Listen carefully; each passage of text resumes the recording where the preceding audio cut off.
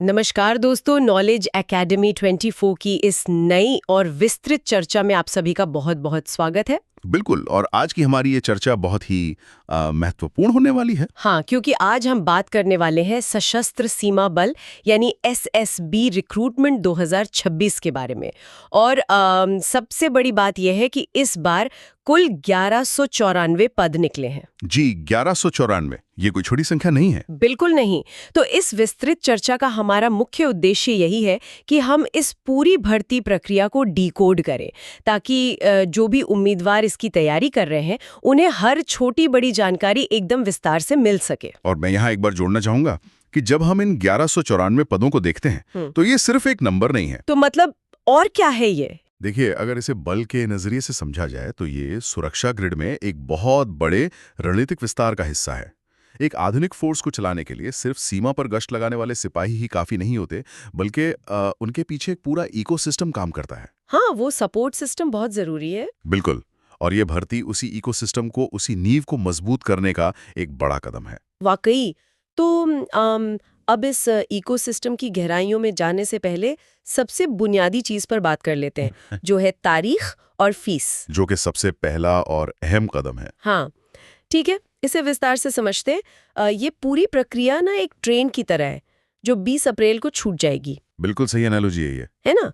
मतलब ऑनलाइन आवेदन 21 मार्च 2026 से शुरू हो चुके हैं और ये 20 अप्रैल 2026 तक ही चलेंगे। अगर समय पर अपना फॉर्म रूपी टिकट नहीं कटाया तो आगे की यात्रा तो संभव ही नहीं है। और उम्मीदवारों को ये भी ध्यान रखना होगा कि फीस जमा करने की अंतिम तिथि भी 20 अप्रैल ही है। हाँ, और एग्जाम की डेट अभी नहीं आई है, वो बाद में घोषित की जाएगी। यहाँ मैं एक चीज कहना चाहूंगा, अक्सर देखा गया है कि छात्र आखिरी दिन का इंतजार करते हैं, जो कि बहुत रिस्की है। बहुत ज्यादा, क्योंकि राष्ट्रीय स्तर की भर्ती में आखिरी दिनों में सर्वर पर बहुत भारी लोड होता है। इसलिए समय रहते आवेदन कर लेना ही सबसे सुरक्षित रणनीति है। बिल्कुल सही कहा आपने। अब अगर हम एप्लीकेशन फीस की बात करें तो जनरल, ओबीसी और ईडब्ल्यूएस के लिए ये सिर्फ 100 रुपए है। जी, सिर्फ 100 रुपए। लेकिन जो सबसे अच्छी बात है वो ये कि एससी, एसटी और सभी महिला उम्मीदवारों के लिए ये फॉर्म पूरी तरह से मुफ्त है। इसके अलावा उम्र सीमा में भी छूट दी गई है। हाँ, इसमें सरकार के जो निर्धारित नियम है वही लागू होते हैं। मतलब ओबीसी को 3 साल की छूट है, एससी और एसटी को 5 साल की, और जो एक्स सर्विसमैन है उन्हें भी नियमानुसार छूट मिलेगी। अब देखिए, इस फीस स्ट्रक्चर और आयु की छूट को अगर हम थोड़ा गहराई से समझें तो ये सिर्फ एक आर्थिक रियायत नहीं है। तो इसके पीछे क्या सोच हो सकती है? ये असल में समाज के हर वर्ग को, विशेषकर महिलाओं और आरक्षित वर्गों को समान अवसर प्रदान करने की एक सोची समझी नीति है। बल ये सुनिश्चित करना चाहता है कि आर्थिक तंगी किसी भी योग्य उम्मीदवार के आड़े ना आए। ये तो बहुत ही शानदार नजरिया है। मतलब फोर्स में डाइवर्सिटी या विविधता लाना बहुत जरूरी है। बिल्कुल। राष्ट्रीय सुरक्षा में हर वर्ग का प्रतिनिधित्व होना ही चाहिए। सही बात है। चलिए, अब इन बुनियादी नियमों से आगे बढ़ते हैं और उस हिस्से की तरफ चलते हैं जहां सबसे ज्यादा वैकेंसीज हैं, यानी कांस्टेबल ट्रेड्समैन। हाँ, ये इस भर्ती का सबसे बड़ा हिस्सा है। कुल 1194 पदों में से अकेले 827 पद कांस्टेबल ट्रेड्समैन के हैं। और इसके लिए जो योग्यता है ना, वो सिर्फ 10वीं पास रखी गई है। सिर्फ 10वीं पास, जो कि बहुत से युवाओं के लिए एक बहुत बड़ा मौका है। बिल्कुल। और इसमें पदों का जो विभाजन है वो भी बहुत दिलचस्प है। जैसे टेलर यानी दर्जी के 41 पद हैं, वॉशरमैन यानी धोबी के 74 पद, बाबर के 43 पद और कॉबलर यानी मोची के 25 पद हैं। इसके अलावा कारपेंटर के भी 7 पद हैं इसमें। हाँ, तो मुझे ये देखकर ऐसा लगता है कि एक पूरी बटालियन अपने आप में एक छोटा सा शहर होती है जिसे पूरी तरह से आत्मनिर्भर होना पड़ता है। आपने बिल्कुल सही पकड़ा। जब जवानों की टुकड़ी किसी सुदूर इलाके में तैनात होती है तो वो कपड़े धोने या बाल कटवाने के लिए किसी शहर में नहीं जा सकते। बिल्कुल। और खाने पीने से जुड़े पद भी हैं, जैसे वेटर के 3 पद, वाटर कैरियर के 5 पद, गार्डनर के 41 और वेटनरी के 34 पद। नर्सिंग ऑर्डली का भी एक पद है। जी, ये सभी ट्रेड्स एक फोर्स को सुचारू रूप से चलाने के लिए बहुत अहम है। लेकिन यहाँ मुझे एक बात समझ नहीं आ रही। बताइए, क्या बात है? मतलब एक तरफ हम देख रहे हैं कि वेटर के 3 पद हैं और वाटर कैरियर के 5, लेकिन इसी कांस्टेबल ट्रेड्समैन में एक पद ऐसा है जिसके आंकड़े हैरान कर देते हैं। ड्राइवर्स के लिए अकेले 553 पद हैं। हाँ, ये आंकड़ा वाकई ध्यान खींचता है। तो मेरा सवाल ये है कि एक सीमा सुरक्षा बल में अचानक से इतने सारे ड्राइवर्स की क्या जरूरत पड़ गई? मतलब 553 पद। ये बहुत ही तार्किक सवाल है और इसका सीधा सा जवाब है फोर्स की गतिशीलता या जिसे हम मोबिलिटी कहते हैं और उसका लॉजिस्टिक्स नेटवर्क। अच्छा, तो मतलब मूवमेंट से जुड़ा हुआ है सब कुछ। बिल्कुल। देखिए एसएसबी की तैनाती अक्सर बहुत ही दुर्गम इलाकों में होती है। पहाड़ी रास्ते, कच्चे मार्ग और खराब मौसम। ऐसे में एक बल तभी काम कर सकता है जब उसकी मूवमेंट तेज और सुरक्षित हो। यानी जवानों को और रसद को बॉर्डर तक पहुंचाना। सिर्फ पहुंचाना नहीं, निरंतर पहुंचाते रहना, चाहे वो राशन हो, मेडिकल सप्लाई हो या हथियार हो। और इन भारी भरकम ट्रकों को उन खतरनाक रास्तों पर चलाना कोई आम ड्राइविंग नहीं है। ड्राइवर्स की जरूरत होती है। अगर ड्राइवर्स कम पड़ गए तो पूरी सप्लाई चेन टूट जाएगी और बिना रसद के कोई भी टुकड़ी सीमा पर खड़ी नहीं रह सकती। इसलिए ड्राइवर्स बैकबोन होते हैं। आप समझ में आया कि ये पद इतना बड़ा क्यों है। इन पदों के लिए अगर हम आयु सीमा की बात करें तो ट्रेड्समैन में उम्र 18 से 23 साल है, लेकिन ड्राइवर, वेटनरी और नर्सिंग के लिए ये 18 से 27 साल तक है। और यहाँ उम्मीदवारों को डेट ऑफ बर्थ यानी कट ऑफ डेट का बहुत ध्यान रखना होगा। हाँ, कट ऑफ डेट 20 अप्रैल 2026 है।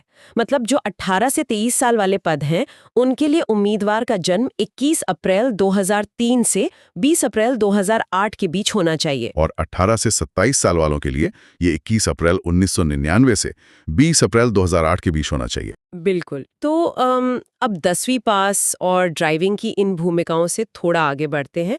बात करते हैं उन पदों की जहां विशेष तकनीकी और चिकित्सा यानी मेडिकल कौशल की जरूरत है।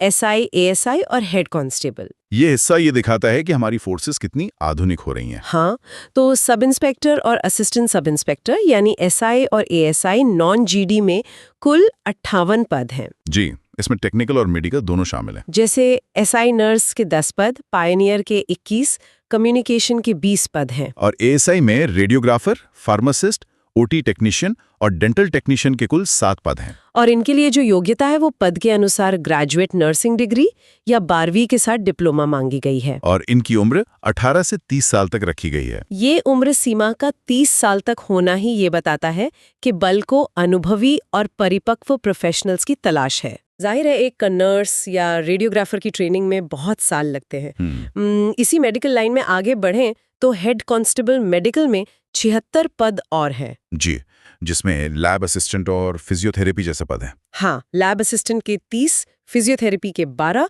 और नर्सिंग असिस्टेंट के 34 पद।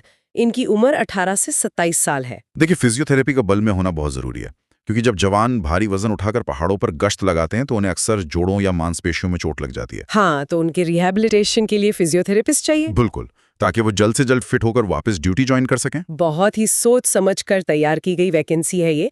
अब यहाँ एक बहुत ही दिलचस्प बात सामने आती है। हेड कांस्टेबल नॉन जीडी की कैटेगरी में कुल 233 पद हैं। जी, जिसमें इलेक्ट्रीशियन के 29, वेटरिनरी के 5 और स्टीमर्ट के 2 पद हैं। लेकिन जो सबसे चौंकाने वाला नंबर है वो है कम्युनिकेशन। कम्युनिकेशन में अकेले 197 पद हैं। ये वाकई एक ऐसा बिंदु है जिस पर रुक कर सोचने की जरूरत है। 197 पद सिर्फ संचार के लिए। तो क्या फोर्स अब हथियारों से ज्यादा तकनीक पर फोकस कर रही है? फोकस शिफ्ट नहीं हुआ है, बल्कि उसका दायरा बढ़ गया है। आज के समय में सिर्फ शारीरिक ताकत ही काफी नहीं है।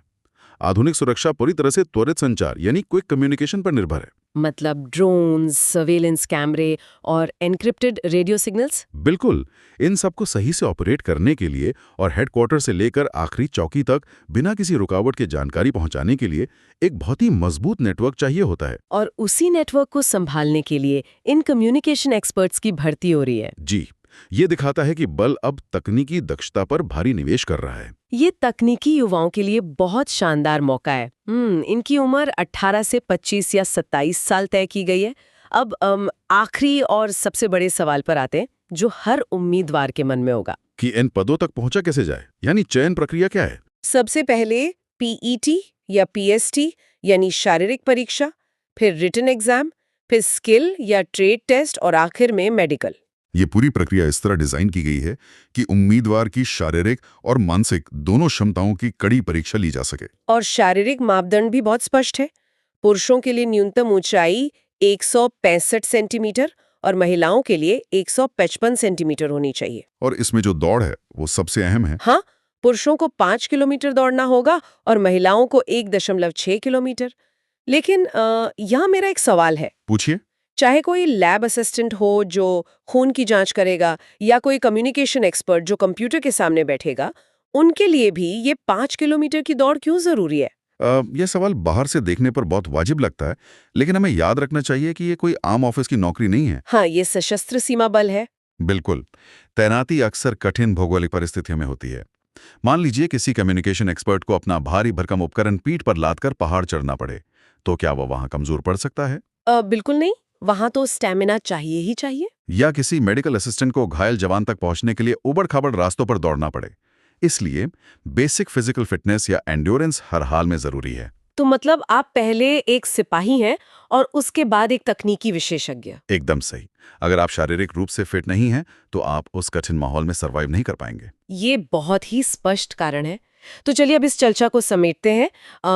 आज हमने देखा कि ये 1194 पदों का एक बहुत ही सुनहरा मौका है, जिसमें सबसे बड़ा हिस्सा ट्रेड्समैन और ड्राइवर्स का है। और उम्मीदवारों को बिल्कुल समय बर्बाद नहीं करना चाहिए। बिल्कुल। अगर सुनने वालों को ये जानकारी लाभदायक लगी हो तो वीडियो को लाइक करें, शेयर करें और नॉलेज एकेडमी 24 चैनल को ज़रूर सब्सक्राइब करें। टेलीग्राम का लिंक डिस्क्रिप्शन में दिया गया है, जहां आपको और भी स्टडी मटेरियल मिल जाएगा।